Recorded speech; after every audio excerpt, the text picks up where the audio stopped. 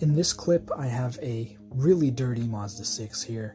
It's in for an exterior foam wash. As you can see, a lot of debris on the front end, and then along the bottom layers of this car, there's a lot of debris and road grime stuck onto that black paint. So we're gonna give it a nice, gentle exterior foam wash. Let it soak in there. The cleaning agent will do its job. If you're working in the summer sun like I am, make sure to move quickly with your next few steps, which will be a contact wash.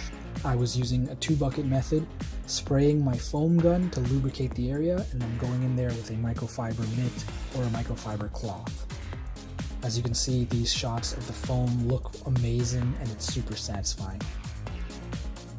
As we go on to the after photos, once everything is all said and done and this car is dry, you can see this black paint pops in the summer sun.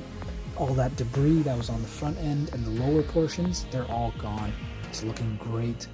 It's totally fresh again. If you like this content, please leave a like, share it, subscribe. I drop more stuff every Friday. Thanks for watching.